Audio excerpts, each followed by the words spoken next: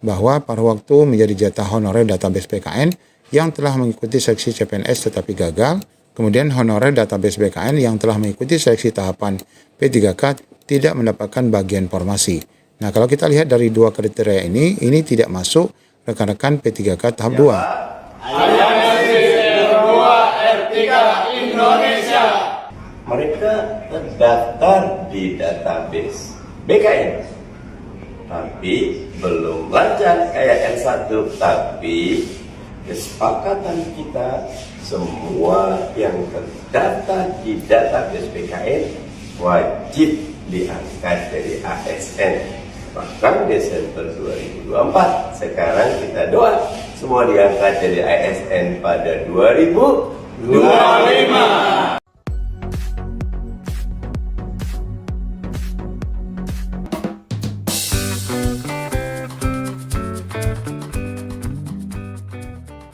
Nah, video tadi merupakan video hasil audiensi rekan-rekan R2 R3 bersama Bapak Mardhani Alisera, yang mana kemarin video sebelumnya kita dengarkan juga, di mana pertemuan tersebut dilakukan juga bersama Ibu Nurbaiti.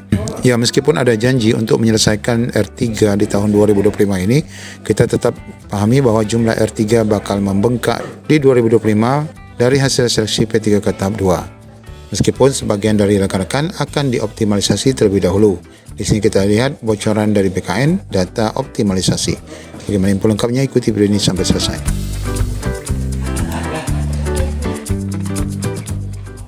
Nah, di sini kita menyampaikan dua informasi yang berkaitan. Yang pertama, kapan honorer tak lulus P3K tahap 1 akan dioptimalisasi. Ini ada bocoran BKN berkaitan juga dengan data. Kemudian yang kedua, tidak terakomodasi pada kebijakan optimalisasi. Apakah honorer ini otomatis masuk paruh waktu? Sebenarnya jawabannya iya ya, nanti kita lihat penjelasannya.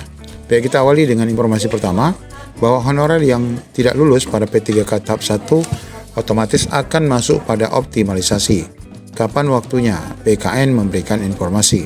Menurut Kepala BKN Prof. Zudan, optimalisasi dilakukan bila banyak formasi kosong di P3K tahap 2. Jika formasi yang kosong banyak, maka BKN akan mengisinya dengan honorer tidak lulus P3K tahap 1 dengan mencari ranking terbaik sesuai kriteria pelamar prioritas. Nah, jadi dalam optimalisasi nanti Bapak Ibu, jika memang masih ada formasi, tapi tentunya dalam hitungan kita tetap masih ada ya Bapak Ibu formasi kosong. Nah, nanti akan di ranking juga sesuai dengan kriteria pelamar prioritasnya. Jadi artinya tetap mendahulukan K2 gitu ya. Jika kalau formasi yang tersedia ternyata tinggal sedikit karena terisi pelamar tahap 2, maka kuota formasi juga menyesuaikan. Artinya tetap akan optimalisasi tetapi pasti lebih sedikit.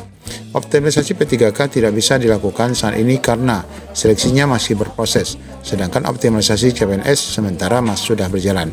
Nah, ini yang kita sampaikan bahwa optimalisasi ini bakal dilakukan setelah ya selesai dari perangkingan P3K tahap 2. Dalam optimalisasi nanti, lanjut beliau, peserta P3K akan ditempati di lokasi yang kosong formasinya.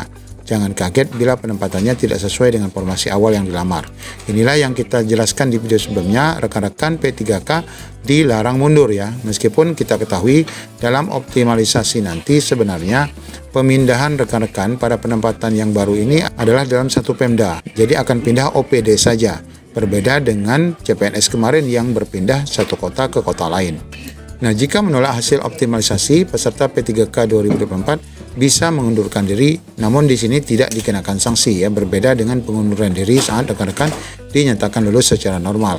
Ketentuan ini lanjutnya berbeda bagi mereka yang mengundurkan diri yang bukan karena optimalisasi, di mana peserta ini akan dikenakan sanksi tidak boleh ikut CASN 1 periode ke depan. Nah, ini ya sebagaimana yang sudah kita ketahui sebelumnya. BKN mencontohkan ada 1.967 CPNS yang kemarin mengundurkan diri yang tidak cocok dengan lokasi penempatan masih diberikan kesempatan ikut seleksi tahun depan. Itu karena kelulusan mereka adalah hasil optimalisasi. Prof. Zudan menegaskan surat BKN nomor sekian tentang penjelasan tambahan tentang sanksi bagi pelamar ASN mengundurkan diri masih berlaku, yaitu bagi mereka yang mengundurkan diri karena optimalisasi itu tidak terkena hukuman ya.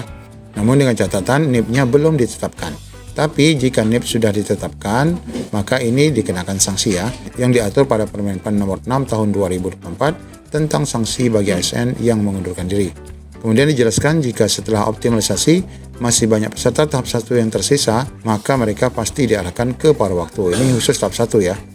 Dan di berita yang lain intinya sama, bahwa tidak terakomodasi pada optimalisasi, tentu mereka yang lulus tahap 1 akan masuk ke paruh waktu.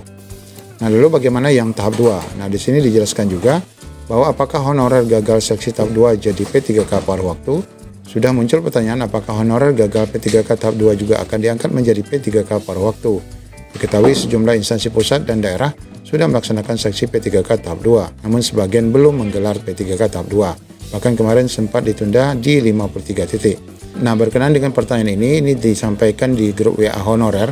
Ada beberapa yang bertanya apakah P3K yang tak lulus tahap 2 juga akan diangkat menjadi P3K paruh waktu. Karena diketahui dalam mekanisme Permen RB nomor 16 yang menyatakan bahwa pengadaan P3 paruh waktu itu berdasarkan hasil seleksi PSN 2024. Namun di sana disebutkan 2 kriteria ya, sesuai ketentuan bahwa paruh waktu menjadi jatah honorer database PKN yang telah mengikuti seleksi CPNS tetapi gagal, kemudian honorer database BKN yang telah mengikuti seleksi tahapan P3K tidak mendapatkan bagian formasi.